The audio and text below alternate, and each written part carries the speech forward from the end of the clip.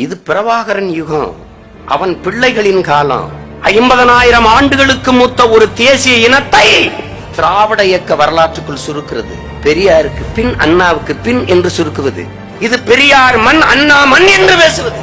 ஏன் இது சேர சோழ பாண்டியர்கள் மண் என்று இல்ல? ஏன் இது தீரன் சின்னமலை பூமி, இது பூலித்தேவன் பூமி, இது மருதுபாண்டியர் பூமி, இது அழகுமுத்துக்கோனின் தேசம் என்று ஏன் இல்ல? ஏன் இல்ல? இது சுந்தரலிங்கமும் வெள்ளையத்தேவனும் வன்னிக்காலடியும் களமாடிய பூமி என்று ஏன் இல்ல? இது வள்ளலார் பூமி, வைகுந்தர் பூமி என்று ஏன் சொல்லல? இது சிவானந்த பூமி, சிங்காரவேலர் பூமி என்று ஏன் சொல்லல? இது காமராஜர் பூமி, கக்கன் பூமி, இது முத்துராமலிங்க தேவர் நிலம் என்று ஏன் சொல்லல? ஏன் சொல்லல? இது அயோத்திதாசர் ரெட்டமலை சீனிவாசன் வாழ்ந்த பூமி என்று ஏன் சொல்லல? சாதி ஒழிப்பிற்கு நீங்க தான் போராடினீங்களா? பெரியாரும் போராடினார், அதை ஏற்கிறோம், எதிர்க்கல. பெரியார் தான் போராடினார், அதை ஏற்கல, எதிர்க்கிறோம்.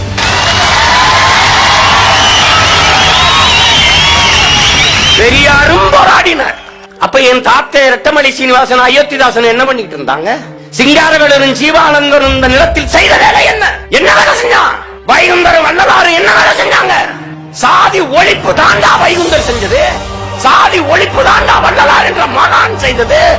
அதெல்லாம் பேசல. பாலிய விவாகத்தை எதிர்த்தார், விதவை மறுமணத்தை ஆதரித்தார். 700 கிராமத்துக்கு எல்லா சாதிக்காரனும் தண்ணி குடிக்கணும்னு ஒரே கிணறை தன் தோட்டத்தில் வெட்டி கொடுத்தார். 700 கிராமத்துக்கு கூப்பிட்டு ஒரே சமபந்தி விருந்து இன்னைக்கு நடத்துறத துவையல் விருந்து என்று எல்லாரையும் வச்சார். அதை வைகுந்தர் செஞ்சார். அன்பு வழி என்ற தனி மதத்தை உருவாக்கினார். எல்லா சாதியும் ஒண்ணு நினைச்சு. அது சாதி எதிர்ப்புக்கான புரட்சி இல்லையா? அதையே உங்க நாக்கு பேசல சுலுக்கிக்கிறதா? இது தமிழர் பூமி, அப்படிதான் பேசணும் இனிமே.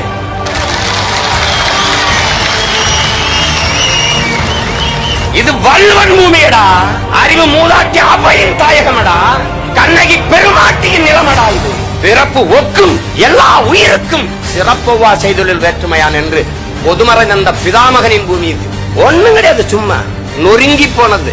இது என் தேசம், தமிழ் தேசம். இந்த நிலத்தின் அரசியல் என் அரசியல், தமிழ் தேச அரசியல். இங்கு வாழும் மக்களுக்கு மொழி, கலை, இலக்கியம், பண்பாடு, வேளாண்மை, காட்டு வளம், கனிம வளம், நீர்வளம், நிலவளம், கடல் வளம், இதை பாதுகாப்பது, அனைவருக்கும் கல்வி, எல்லோருக்கும் வேலை, பொருளாதார வளர்ச்சி, பெண்ணிய விடுதலை, சரியான சமமான தரமான மருத்துவம் கொடுப்பது, இதற்கெல்லாம் ஒரு அரசியல் இருக்கிறது.